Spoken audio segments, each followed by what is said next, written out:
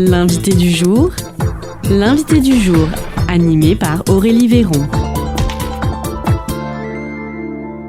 Aujourd'hui, comme c'est le jour du réveillon de Noël, on vous propose une émission L'invité du jour un petit peu spéciale. On a plusieurs invités avec nous. Elles seront trois pour nous parler de trois destinations européennes, trois façons peut-être de fêter Noël différemment. On va en savoir plus justement au cours de cette émission. Et pour commencer, on va donner la parole à Alessia. Elle est accompagnée d'Anna. Toutes deux sont volontaires européennes à la Maison de l'Europe de Lot-et-Garonne, Europe Direct Moyenne-Garonne. Et on va donc commencer avec Noël en Italie. C'est ça, Alessia? Oui, c'est ça. Bonjour.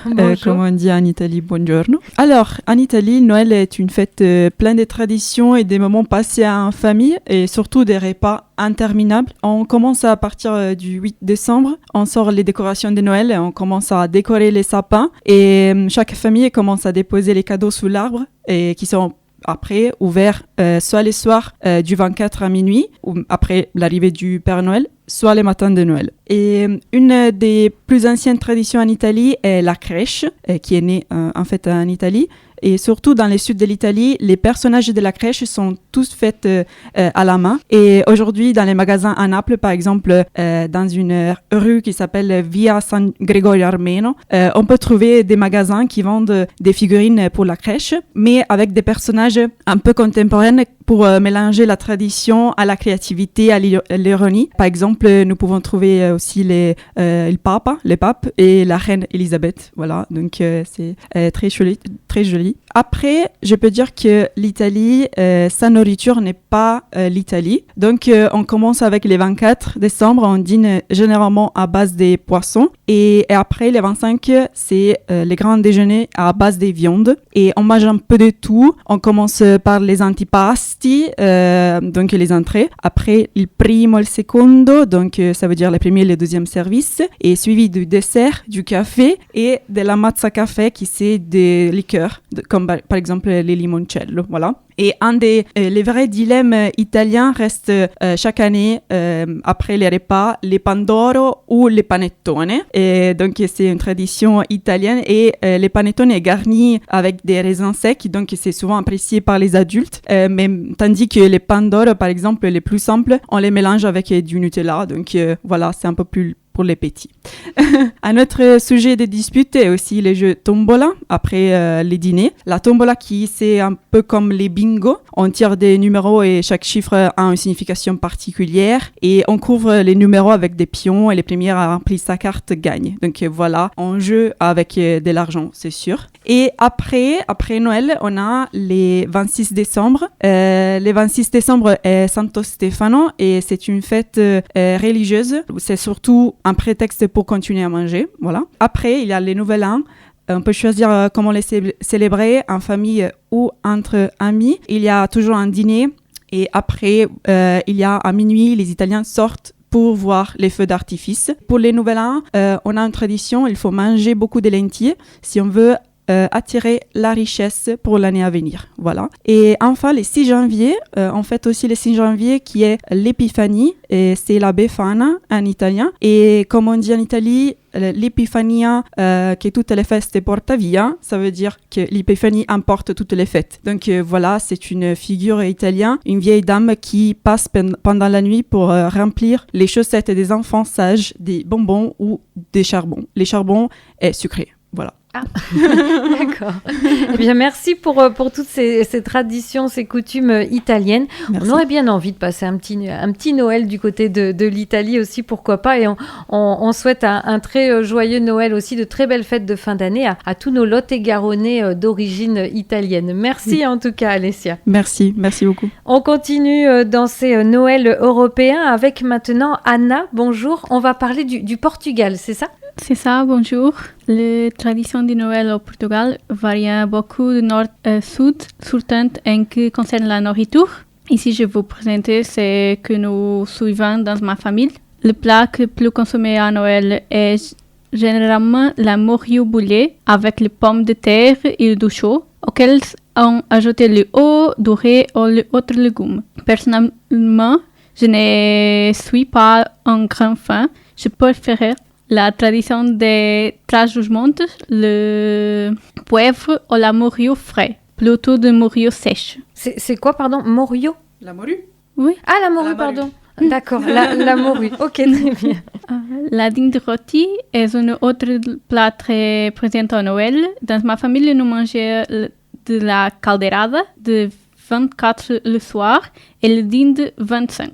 Mais certains font l'inverse. Nous sommes un pays qui accorde beaucoup d'importance à partager des repas en famille, surtout à ces périodes de l'année. La seule exception est qu'à Noël, au lieu de cuisiner la nourriture traditionnelle pour 2 fois plus de personnes et plus au mois pour le quadre. Nous devons nous occuper de 19h à minuit, donc n'est pas totalement disproportionné. Au Portugal, manger dans une sauce ou un bouillon est très rare, donc Noël ne fait pas exception. En plus de rouge de Morio, nous ajoutons une sauce d'huile, d'olive, oignons frites, beaucoup d'huile, olive et beaucoup d'oignons. Il y a aussi la possibilité d'ajouter du vin rouge selon la famille.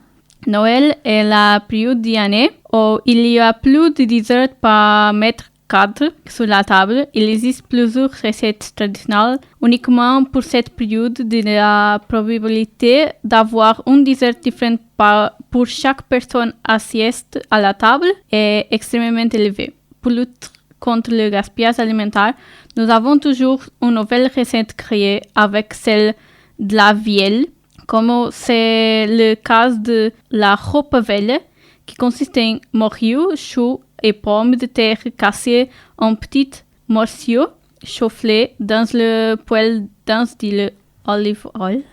Le Portugal, c'est un pays aux racines très catholiques et donc la probabilité de trouver une représentation de la crèche est de 8 par 10, car il est très courant de les gens assistent à la messe de minuit, une cérémonie qui dure de 23 heures le 24 heures. L'échange de cadeaux est le un de plus varié, ce qui ne le font pas du tout. Certains attendent le 24 jusqu'à minuit et les autres le matin du 25. Il y a encore ceux qui suivent la même tradition que les Espagnols et ne échangent que le jour de 3 et le 6 janvier. À mon avis, on peut dire que c'est la période de la plus chaotique de l'année entre la décoration de la maison, l'achat d'un cadeau, la préparation du dîner de Noël et la plupart des gens commencent avec un bon mois à avance. D'autres traditions, on peut ajouter comme le Secret Santa, le tombola d'échanger de cadeaux, les fêtes de Noël à l'école ou le dîner de Noël en entreprise, rendant le calendrier de Noël difficile même pour le plus fort. Le mois de décembre est comme si vous vivez dans une bulle de festivités. La revient de la normalité après Nouvelle Année.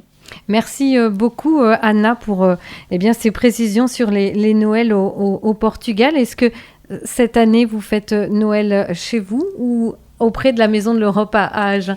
Je fais mon Noël à Paris avec ma tante. J'habite à Paris. D'accord, donc ça sera un beau Noël pour vous? Oui. Bon, en tout cas, merci pour nous avoir expliqué tout cela. Merci à toutes les deux. Je le rappelle, Anna et Alessia, vous êtes toutes les deux volontaires européennes à la Maison de l'Europe de Lot-et-Garonne, Europe Direct Moyenne-Garonne. On continue.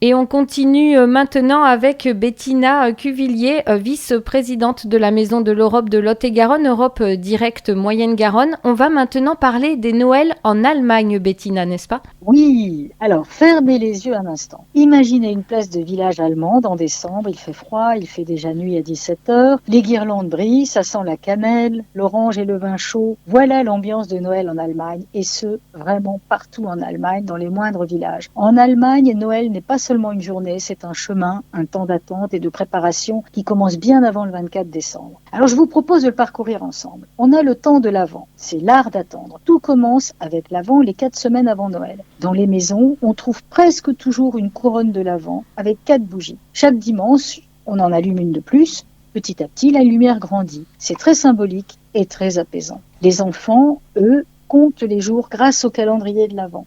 Un chocolat, un petit jouet, parfois même une histoire. Chaque matin est une petite mini-fête. Et puis, il y a le 6 décembre, la Saint-Nicolas. Les enfants nettoient soigneusement leurs bottes et les déposent devant la porte. Au matin, elles sont remplies de mandarines, de chocolat et parfois d'un petit rappel à l'ordre si l'année n'a pas été parfaite. Les marchés de Noël, là où Noël se vit vraiment. Vous avez certainement tous entendu parler des grands marchés de Noël en Allemagne et ce sont bien des endroits où l'on sent l'ambiance de Noël. On y va après le travail, entre amis, en famille. On se tient autour d'un stand, une tasse de Glühwein bien chaud, le Glühwein est le vin chaud, souvent dans une tasse décorée qu'on garde en souvenir.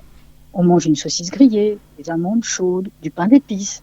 Les enfants regardent les lumières, les manèges, les crèches en bois. Ce ne sont pas seulement des marchés, ce sont de vrais lieux de rencontre. On parle, on rit, on prend le temps. Même le froid semble faire partie du charme. En Allemagne, le moment le plus important, n'est pas le 25, c'est le 24 décembre au soir qu'on appelle Heiligabend, la soirée sainte, en quelque sorte. Dans beaucoup de familles, on décore le sapin le jour même, pas avant, c'est toujours le 24. Puis vient le moment magique, les cadeaux. Souvent, une clochette retentit pour annoncer que le sapin est prêt. Le repas est volontairement simple, salade de pommes de terre, saucisses ou poisson. L'essentiel n'est pas dans l'assiette, mais dans le moment partagé. On chante ensemble des chants de Noël et presque toujours Stille Nacht, c'est-à-dire le Mon beau sapin, un chant connu dans le monde entier, mais profondément lié à la culture germanique. Les 25 et 26 décembre sont des jours fériés. Il y a 2 jours. Cette fois, on se retrouve avec la famille élargie. Les repas deviennent un peu plus copieux, pois rôtis, canards, choux rouges, boulettes, mais surtout, on ralentit. On se promène, on joue, on discute. Pas de course, pas de stress. Noël est aussi un temps de repos. Noël en Allemagne, c'est une fête de la lenteur, de la lumière et de la convivialité. Une fête qui se prépare doucement, qui se vit intensément et qui rassemble. Ce sont des traditions simples, mais profondément humaine. Eh bien, c'est parfait, ça. On a vraiment envie de passer Noël en Allemagne. Merci, Bettina, en tout cas, pour cette belle ambiance. Il n'y a plus qu'à vous souhaiter un joyeux Noël, alors. Oui, moi aussi, je vous souhaite à tous, à toute l'équipe, un très, très joyeux Noël et de très, très belles fêtes de fin d'année. Merci, à très bientôt pour de nouvelles émissions avec la Maison de l'Europe de Lot-et-Garonne. Ça sera en 2026 cette fois-ci. Merci, Bettina. À bientôt, Aurélie. Au revoir. C'était l'invité du jour, animé par Aurélie Véron.